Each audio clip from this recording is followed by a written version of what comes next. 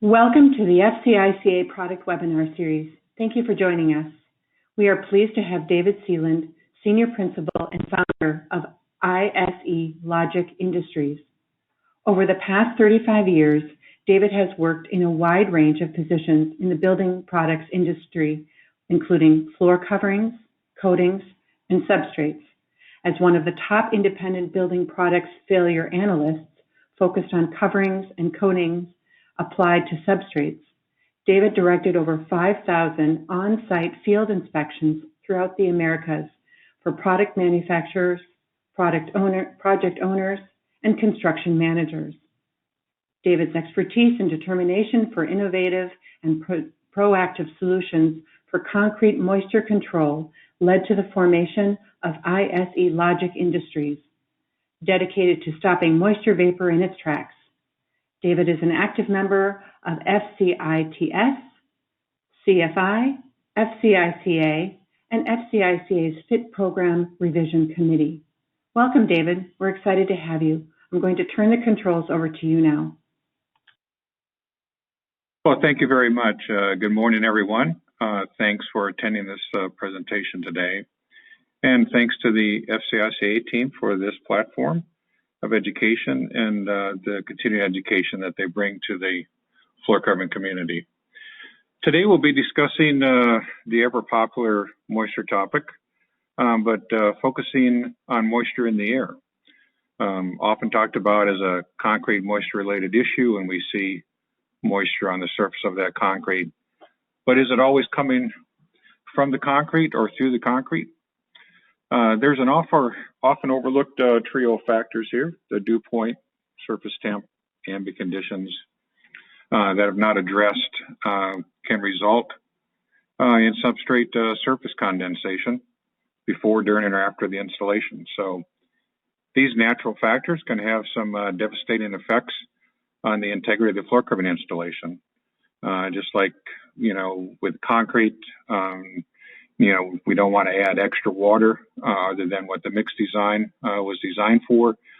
We don't want to bring in that extra water into the installation process via condensation. So the climate controlled systems in place at a job site, what settings they are on for controlling the ambient conditions, whether continuous, non-continuous operation, even air leakage into the building, all important factors and determine the surface in question is at risk of developing condensation. So today we're going to take a look and discuss some of these key critical factors in identifying and avoiding the condensation introduced problems for the floor covering installation.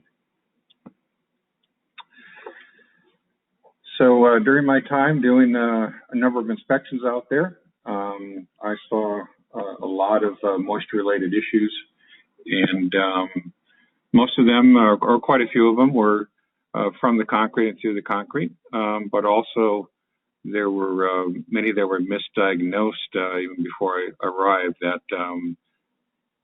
was attributed to the moisture in the concrete or from the concrete, but was actually condensation. The concrete surface reached dew point, and that moisture had accumulated and formed on that surface of the concrete or within that floor covering installation system.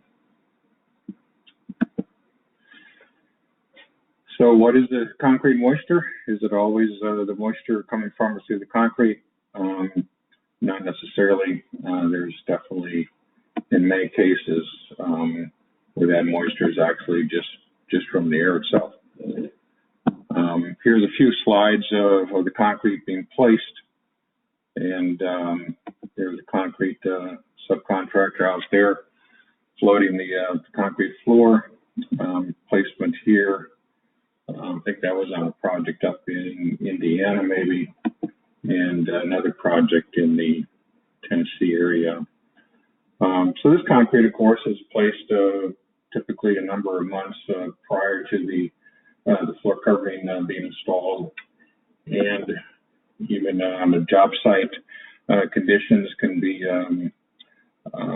definitely not desirable. In this case, it was about 5 or 6 inches of rain that had accumulated on the project during the night, some heavy thunderstorms, and more moisture was introduced to that concrete floor without the roof being installed prior to that thunderstorm. So, yes, moisture can be introduced, of course, after the fact. The concrete is placed. In this case, that's not obviously condensation or dew point at all, but another source of moisture. So we'll roll into the condensation for sweating slab. So what is that moisture on the surface of the concrete? In this case, it's from a sweating slab syndrome and condensation.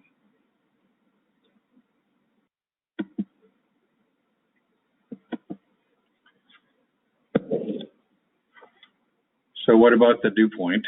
We'll take a look at dew point and what occurs. So condensation occurs when the air saturated with the water vapor reaches a dew point temperature. And so when this temperature is reached, moisture forms on the surface of that object, resulting in what we know as condensation. So meteorologists use dew points to describe how much moisture is in the air.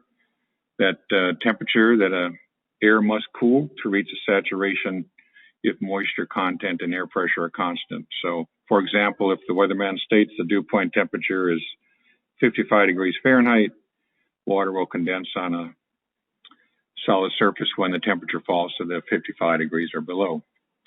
So this is what causes beads of water to form, say, on a cool glass of beverage on a hot summer day, and that surface temperature of the glass filled with ice is below the dew point temperature, and the water vapor in the air creates condensation on its surface. So, and the same thing can occur on a concrete substrate surface. If that surface is colder than the dew point temperature of the ambient air above, moisture vapor in the air can condense on the substrate surface. And when this happens with concrete, we typically refer to concrete sweating or a sweating slab syndrome. Similar to just the windshield on your car. So why will a car windshield normally get wet in the morning, but not in the afternoon? Here is a chart on temperature and humidity over a number of days. And of course, as you see in the early morning hours, we got the cooler temperatures. By mid-afternoon, 2, 3, 4 o'clock range, we got the higher temperatures of the 24-hour cycle. And then the humidity is in the exact opposite oscillation range as what the temperature is doing. So as you can see, in the early morning hours before sunrise, typically we can definitely hit dew point. And that's why when you get up in the morning and you'll see the condensed water on, say, on your windshield of the car, maybe on the surface of the concrete outside, the grass, etc. So here's just more of a broad overview of the daily temperature cycle in that 24-hour period. It's a fairly common type of temperature cycle. So we'll see the lowest temperatures normally in that right before sunrise portion, and then the warmer temperatures by 2 o'clock and on is when we'll see those warmer temperatures. So when you go into the job site first thing in the morning and coming in, and if the ambient conditions are conducive to dew point and condensation forming, that's when we'll see that forming on the surface of the concrete. So again, here's when that atmosphere became saturated enough so we reached the full saturation. It doesn't go into supersaturation mode, and then moisture then falls out of the air in the form of liquid water on the surface of that concrete. Here's an example of what can occur with the temperature. So if the dew point's at 62 degrees Fahrenheit and with the air at 75, in this case relative humidity 65, and surface of that leaf, or on the left-hand side, that surface of the concrete is at 60 degrees, then you're going to see that condensation form and develop. Also, depending upon, of course, the climate that you're in, temperatures can be so cold sometimes that, of course, you can have frost, freezes on your windshield, have to scrape it off.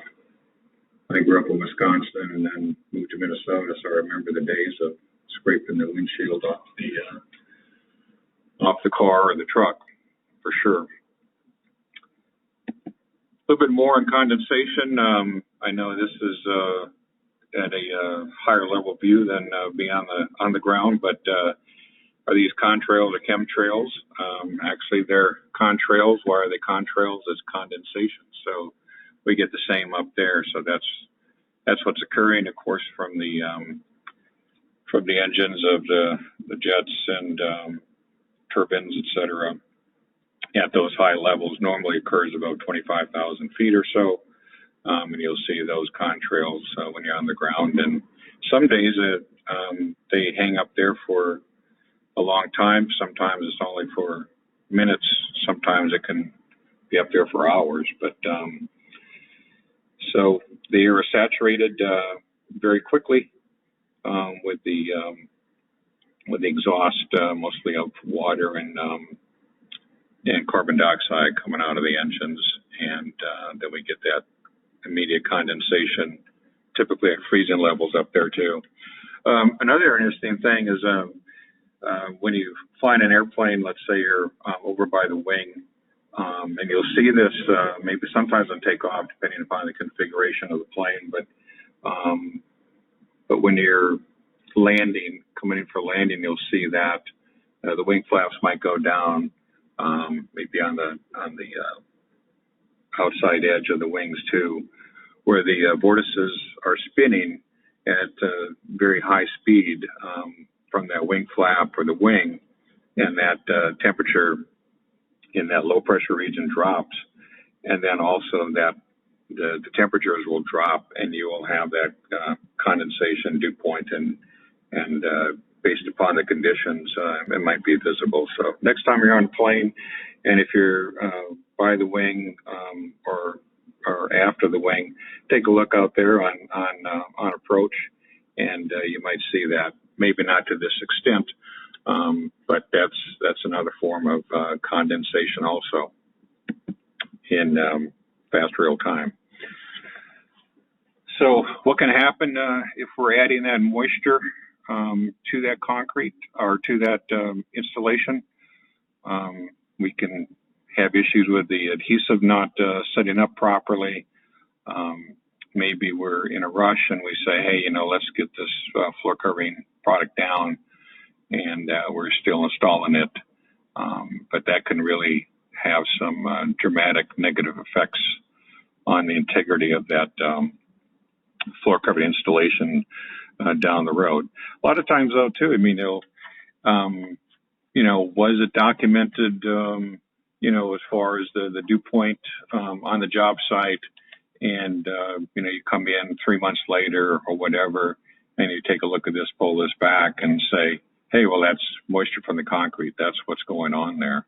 And maybe it wasn't in many cases. So let's take a look at the surface temperature then. They're very, very critical. So as we discussed in some of the other things, whether it's the leaves, the grass, the core windows, the glass of lemonade, etc., just like the surface on the concrete, it's necessary to check that surface temp before applying adhesive or any other type of a floor covering type product, because most of those products will have temperature limitations and will not perform correctly if applied on a slab that's too hot or too cold. So what's one of the quickest, easiest ways to check for that on the surface temp? Any infrared thermometer can be used, and that'll verify that substrate surface temp, and then we'll take a look at the dew point. Of course, now we got the surface temp, and so how do we calculate dew point? Well, do we really want to go through the actual long calculation of dew point? I know I certainly don't want to do that, to try and plug in those numbers all the time. So we'll kind of ignore that one. Do we want to get the psychrometric chart out and take a look at that? Not really. That brings him back to the days of physics in college, which I do not long for at all. Or we can go to maybe just the dew point calculation chart. I've even seen this in some installation manuals and guidelines. They'll pull in a dew point calculation chart, which is a fairly easy reference, although a lot of times I might not have it down into the single factors. It might just be by a factor of, say, in this case, 5% increase on the relative humidity, and then an increase on 10 degrees Fahrenheit. So we might not get an actual accurate number where that dew point is based upon the temperature and relative humidity inside. So what can we do? We can do something rather quickly. There's a number of different devices out there to gather that information instantaneously. And so with our thermometer and our hygrometer, we can get all this information very quickly and very easily for the job site. So is that subfloor, though, at risk for developing condensation? A few things we really need to check out for is the climate control system at the job site. I think most of the floor covering products that are being installed in interior ways anyways do require that the HVAC system is running, or that it's within service conditions, temperature and relative humidity wise, prior, during, and after the installation for a certain sets amount of time. Also, what setting parameters are there on that system for the ambient temperature and ambient humidity? So you'll see a lot of times on maybe a new construction or renovation and some cost-saving efforts that those parameters are widened, maybe widened much more so after the construction trades have gone home for the day, during the night, in the morning, and then as we saw what can occur if that climate is not controlled during that time, and in the mornings we could have a serious potential of hitting dew point, condensation, and adding moisture to our floor covering system. Air leakage also into the building, such as open areas for construction traffic.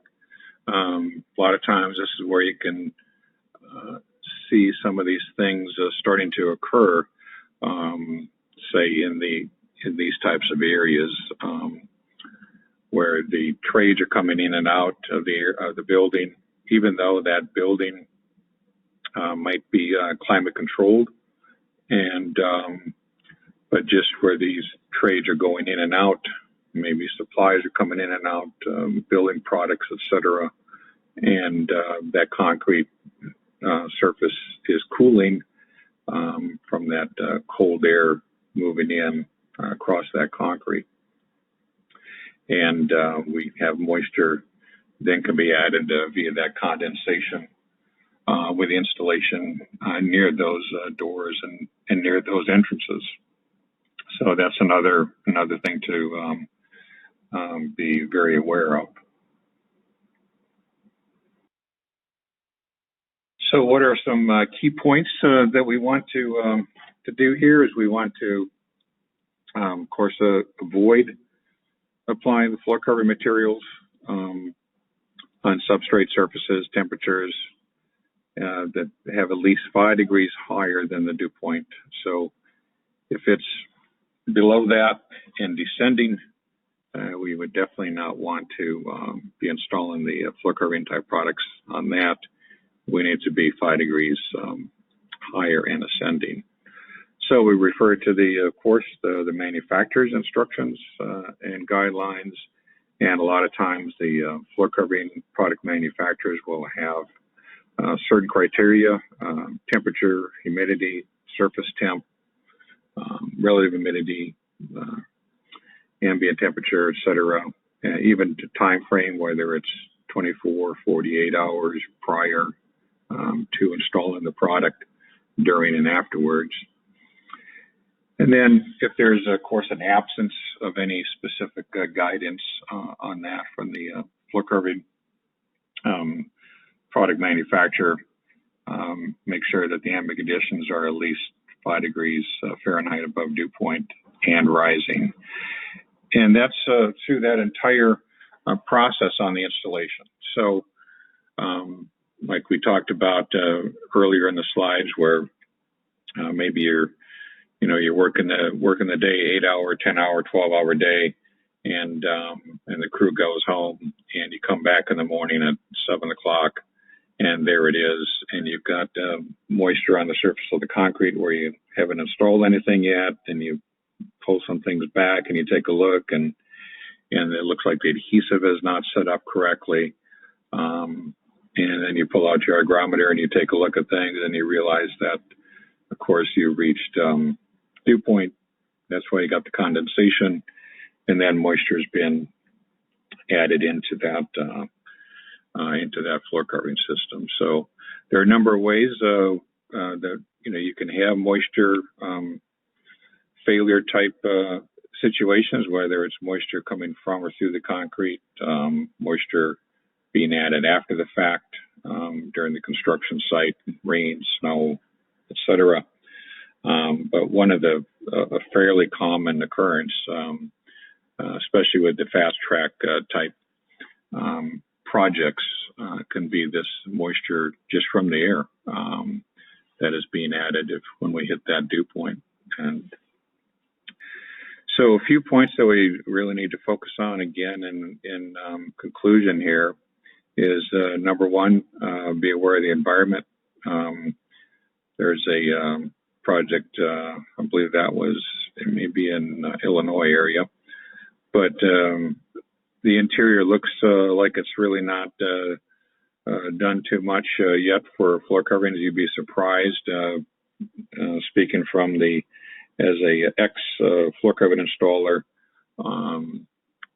just really how behind some of the projects can be on the interior side and the Division 9 side, and you're installing floor covering in very conditions that are not very conducive at all to putting down floor covering systems. So that's one thing to watch out for, is that that interior climate is controlled 24/7 within a correct parameter with the ambient temperature and the relative humidity and the substrate surface temperature, of course.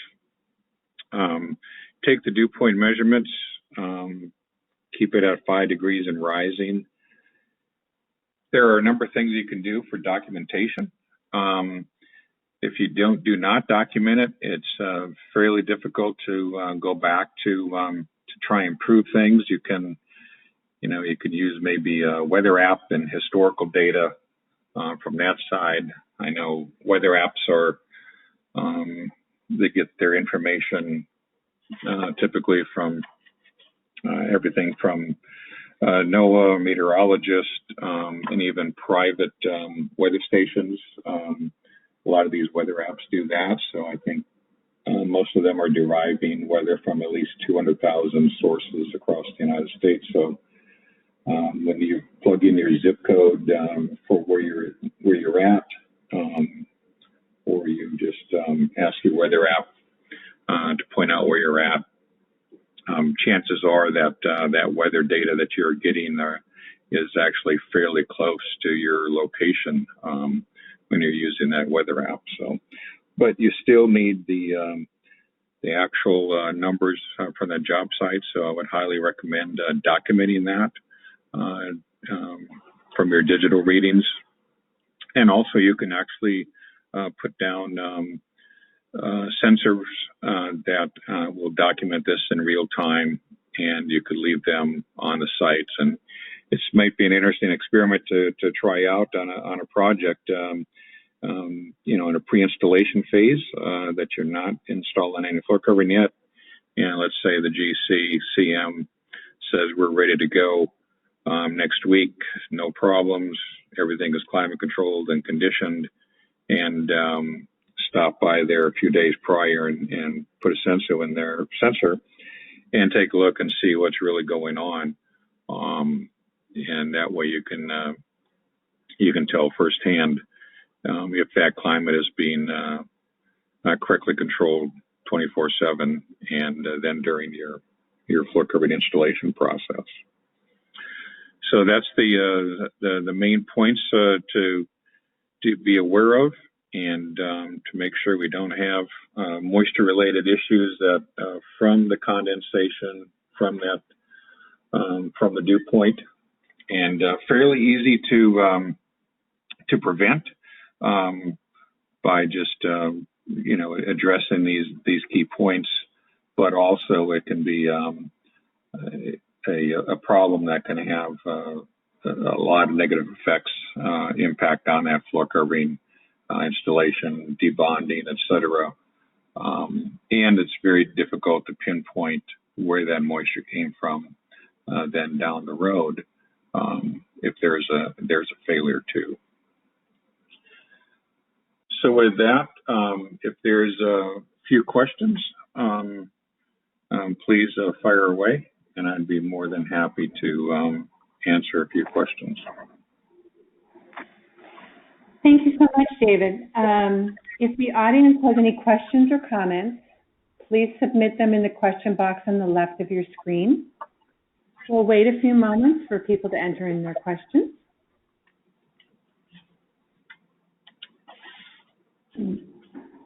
David, we have a question. Can one use fans to remove the condensation? Well, that's a real good question. Definitely fans will help, of course, move the air and the circulation, reducing that stagnant cool air on the surface of the concrete. So yes, if you come to the job site and you see this and you go talk to the GC and say, hey, look, we need to resolve this here before we start installing, and we got this standing water on the surface of the concrete. Can we just turn the fans on and go?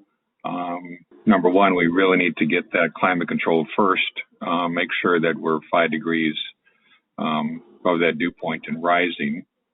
You can definitely use the fans to help out. And also maybe even if you want to accelerate that even further, maybe use some heaters and even a dehumidifier too, to accelerate that time and reduce it to get that moisture out of there, and make sure that we're 5 degrees Fahrenheit difference and rising. Next question. What happens if dew point is reached and condensation occurs after I installed the floor? Well, there you go. Then you're adding the moisture into that floor covering installation. So that can definitely happen a lot of times as you're installing on a larger project, multiple days, multiple weeks. The climate is not sufficiently controlled at night or on the weekends when there are no trades there, and you come back in the morning and you got condensation moisture. So that moisture, of course, is essentially added. You're adding water to that adhesive. You're adding water to that floor covering system. Definitely something that you typically would not want to do. And so it can have a negative effect where that adhesive is not bonding, curing correctly, and have issues there. So definitely would need to, again, monitor that through the entire 24-hour cycle to make sure the climate is controlled. And if it's not, and you come across that, the next morning and you see that, to halt that project and discuss that with the GC and document that. Maybe even have to remove and reinstall some of the areas that received all of that excess moisture from the condensation. Okay, thank you. Next question. Does the interior climate really need to be controlled if the installation is occurring when the ambient temperatures are in their 60s and 70s, day and night? That is a very, very common thing that occurs on the job sites where, you say, hey, look, we've got good temperatures throughout the day, throughout the night. We don't have really extremes, either one way or the other. Maybe it's spring, maybe it's early fall, especially on the geographic area where you're at. And so the HVAC system isn't on. It's not, in this case, we're really just looking about that dew point and that relative humidity, that change through the nighttime, the early morning hours. So even if you have seemingly acceptable temperature range, you can still be hitting that dew point in the early morning hours. And it's not uncommon through some periods of the seasons to be hitting dew point every single morning. So yes, you would still need that climate control to maintain within the acceptable temperature and relative humidity, and then maintain a 5 degrees Fahrenheit or above difference on the dew point. Thank you, David. There doesn't appear to be any additional questions from the audience. So if there aren't any more questions, then on behalf of FCICA, thank you, David, for presenting today's webinar. Dew point, surface temperature, ambient conditions, the disregarded trio. SIMs may now navigate to the Submit Credit tab to receive credit. Please note that you must be signed into the educational platform for this feature to work. If you have any issues, please let us know. This is the conclusion of the webinar. So thank you so much for joining us and have a great day. Thank you so much, David.